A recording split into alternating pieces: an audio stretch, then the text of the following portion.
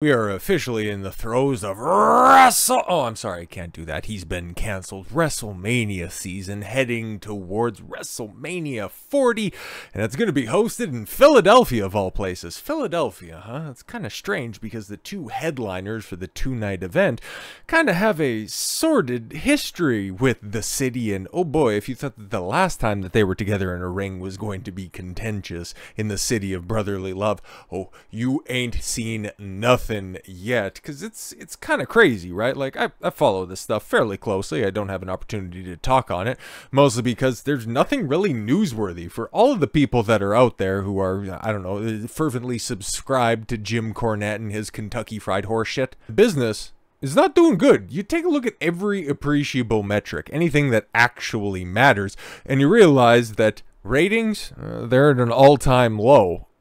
Nobody's drawing, nobody's breaking through to the actual mainstream, and the only time that they can pop a rating or gain any relevance is if they can go ahead and drag back legends of the past. There's a reason I like to talk about wrestling, and then I also like to talk about Hollywood and entertainment in general. It's because everybody's finally caught up to the same thing that I noticed in the Fed a long time ago. The reason that the business is in the shitty position that it is right now is because it relies far too much on key jangling, something that we are starting to see bore the fruits of its own deleterious labor in places like the MCU and other floundering franchises. It's because they can't create a star. They can't tell their own compelling stories. And this video could be like an hour and a half long. I've thrown this idea out there before. It's like, if I was to ever create another second channel, still haven't got reason when my other one got yeeted about a year ago. Thanks, YouTube, you big, awful platform.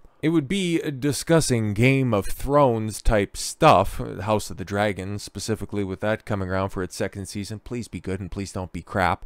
Or it would be talking about wrestling, because I look at the way that both are covered online, and it just leaves me with just absolute disdain for the entire industry. Two things that I love very, very much and are very, very passionate about, being covered by a bunch of round-headed idiots that mistake intellectual conversation for having an interesting accent. I hate wrestling journalism more than I hate a stage 4 cancer diagnosis. But hopefully, with more interesting decisions being made like this, I'll have the opportunity to at least stick my foot in the water when it comes to covering this stuff a little closer, at least in the lead up to, well, AEW's putting on a big show, and you know that Tony Khan's definitely going to want to stick it to the Fed, and of course, WrestleMania 40, which is going to be headlined rather, by The Rock versus Roman Reigns. Wow! Right, I can't do that, and there's going to be at least a couple more videos coming out this week, because I've got some things to say on that front as well. But story right here, it has trended throughout the entire weekend. It is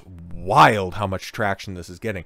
Not because anybody's really excited for a 55-year-old part-timer to square off against a old as Roman Reigns. It feels like his push has been going on for 35 goddamn years, and you can take a look at some of his, previous WrestleMania headliners, and you can still hear him versus Triple H at Mania 32 and him versus Taker at 33 still going on in the background, echoing throughout the annals of history. Both of those main events sucked so much ass. It's not just because, well, you got a couple of old guys in there. It's just because Roman Reigns isn't really all that interesting when he gets inside of the ring. Hate to burst any fucking bubbles. But I thought decisions like this, they were never going to happen again now that Triple H has the pencil. Oh, he's just booking so tremendously. It's like, guys, I've very publicly stated that I was, like, growing up, and it's like wrestling was one of those things. A lot of people had cartoons and had a bunch of other loves that they were growing up, and they can go ahead and be nostalgic about.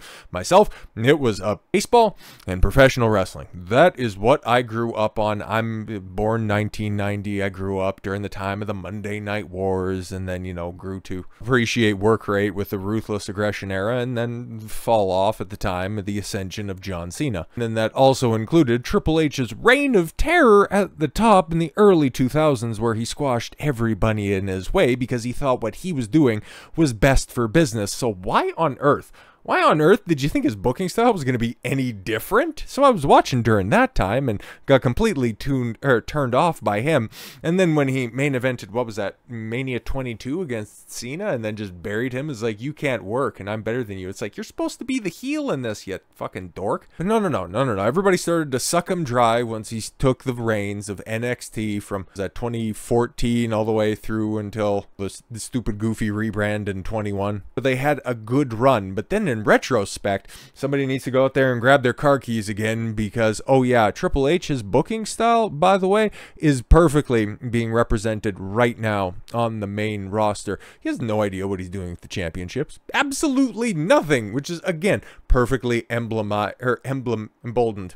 There we go. Something that'll end up working. With what's happening with Roman Reigns, fucking Walter, Gunther. What a stupid ass name. Listen, if you're gonna go ahead and revert people's names, you know, LA Knight, who again, somebody else that just squandered, eat done, okay, you know, Gunther, everybody just thinks, ooh, you touch my tra-la-la. It's like, just let him be fucking Walter. It's a great name. I'll be talking more about him and his squandered Mania plans here later in the week, because there was a bitchin' fucking program on the horizon, but no, because wrestling in general is so goddamn terminally blue-pilled, you end up depriving some segments of the fan base that, you know, actually would have liked, you know, like a super hard-hitting, you know, big hoss match at Mania. But no, we're not going to have that. No, Triple H, when he was booking in NXT, would just go ahead and buy up somebody else's talent, put the strap on him, and then instead of, you know, trying to build somebody through developmental, by the way, not, you know, a landing spot from everybody else who made their name abroad, you just put the strap on them one program after they, you know, make their big debut, and then just shuffle them off to the main roster where everybody just goes up there and languishes. Like, that's what's happening right now. It's like, okay,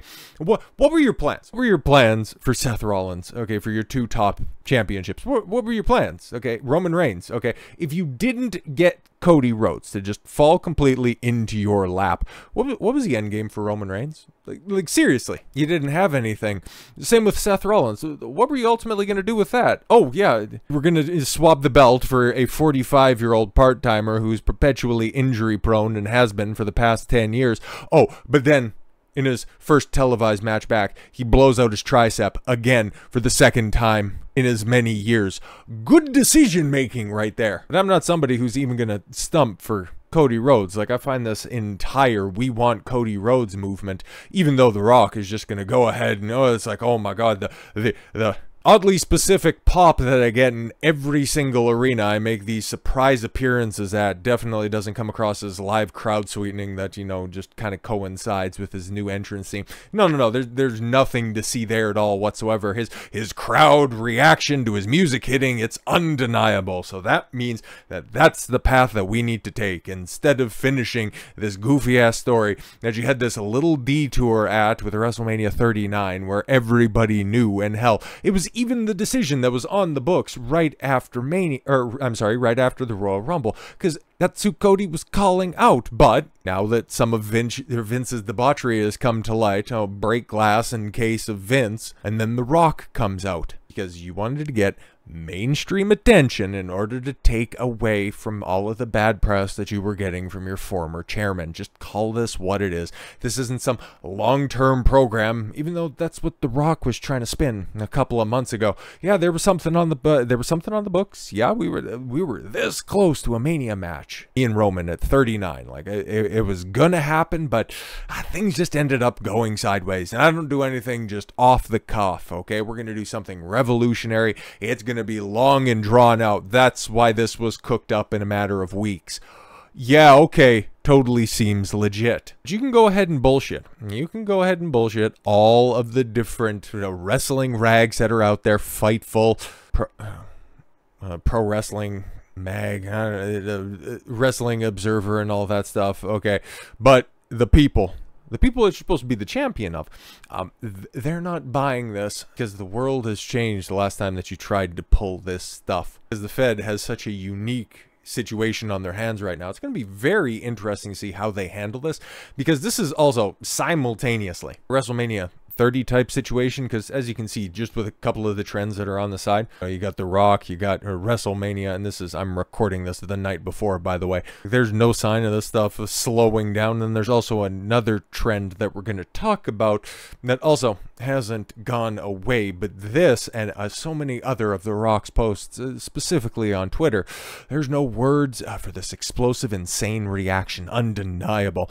No matter the era, the decade, or the city, the energy and the connection between the people's champ and the people can never be broken, and it is truly an electrifying experience that creates chills every single time. Thank you, Birmingham, Alabama.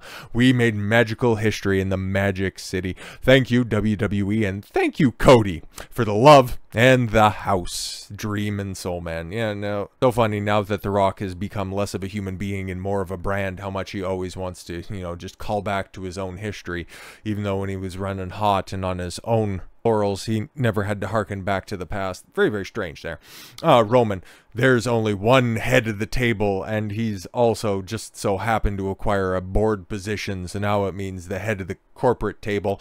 Very weird that they'd be harkening back to corporate champ in 1998. But anyways, I'll see you in Vegas, because yes, on the 8th they're going to be having this media event, because that's the way that they're going to try to play this off, where it's just, yep, no, this is going to be so great for business, don't worry about us playing out this secondhand storyline that we just managed to get, because Cody was no longer getting over in the wrestling company that he had a hand in starting, because he wasn't getting over anywhere else. But like I said before, this is a confluence of previous events, because the WWE, regardless of who holds the pencil, never, ever, ever learns from their own mistakes. You have the backlash leading up to WrestleMania 30, which ultimately led to Daniel Bryan's injury-prone ass getting thrown into the main event, and then people actually going home happy. You have The Rock coming back for, what was that, WrestleMania's 27, 28, and 29, where he was the host at 27, and then he worked Cena at 28 and 29. Once in a lifetime, right?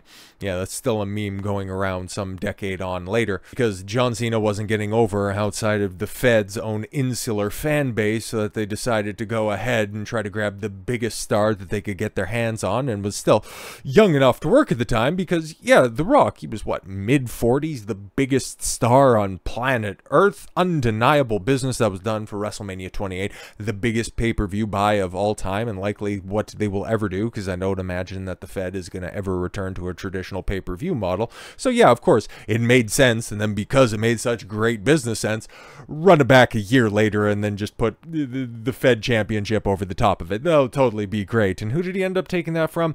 Oh right, the same guy who stormed out of the company not that long afterwards, because he was so fed up by the stupid shit that was going on over the top of this, because he thought that he was robbed from a WrestleMania main event. Very funny how all of these things always seem to work together. I'm not the only person to see this and point this out, because you take a look and every single other person who has a voice, and now because the Fed can't really look at any of their traditional metrics, because if they did, they'd have to realize that they'd have to make some fundamental changes, specifically hone in on their social media footprint. And well, as you can see from their biggest star and all of their posts that are out there, 10 million views on this video, 33,000 likes, and 17,000 and just about 8,000 retweets. Not great. The Rock is getting ratioed, and there are certain posts where he is actually getting ratioed, all in the service of a we want Cody, because everybody can see, and everybody who's watching this, I don't know why you would be able to dedicate so much time there for a mid-carder, and somebody whose eventual title run would just eventually end up with them turning on him, because how many times can you hear a man bring up his dad and lisp his way through the same rudimentary promo that eventually got him booed in his own company? It's like, yeah, no, you go ahead and support that.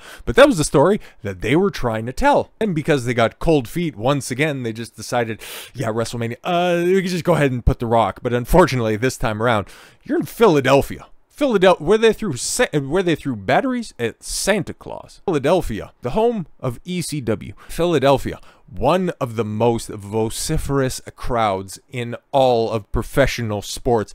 You really gonna try this shit?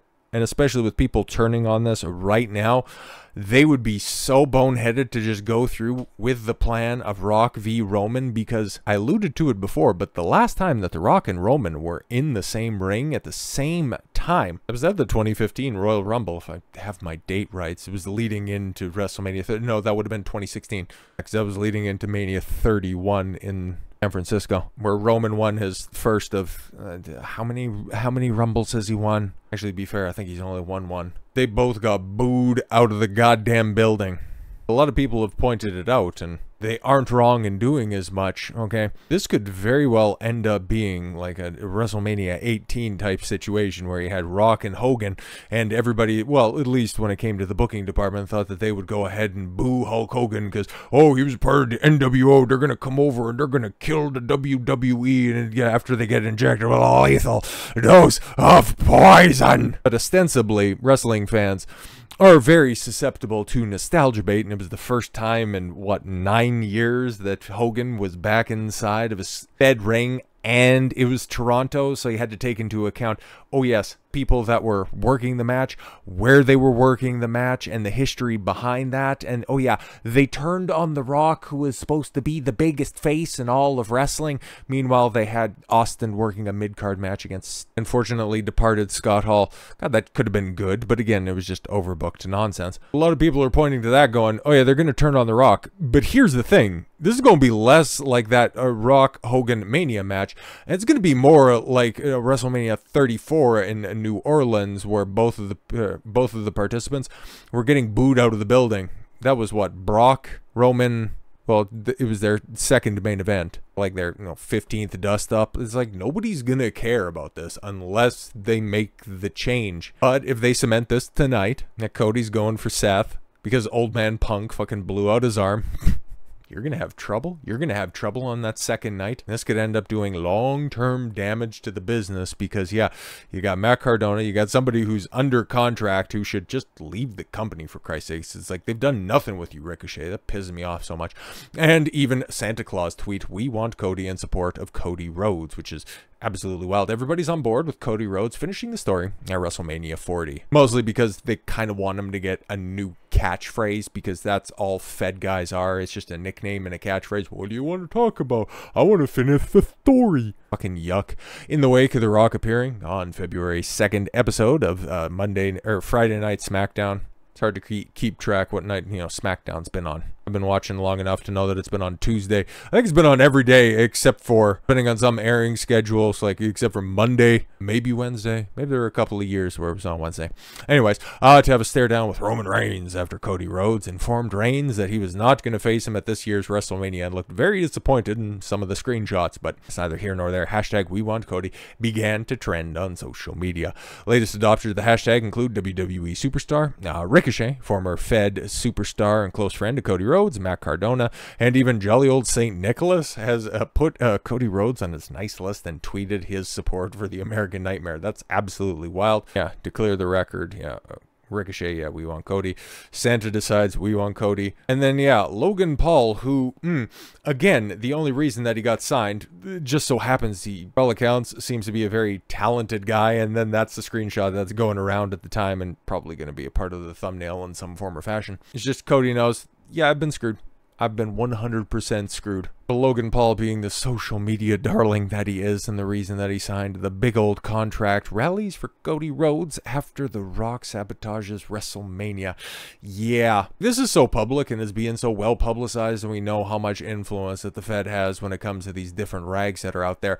I almost think that this is on purpose, and it's always tough to tell whenever it comes to covering wrestling. It's like, what's a work and what isn't? But given that they're involving The Rock, and that this is one of Reigns' 6 scheduled matches throughout the year. It's so funny because he started his pursuit to the championship way back in the day during one of his many pushes against Brock, and one of the big chirping points was, you're never here, you're just a part-time champion. And now, well, now everybody's basically turned on Roman because he never fucking shows up and he never works. But it'll be very interesting to see what's ultimately going to happen off of this.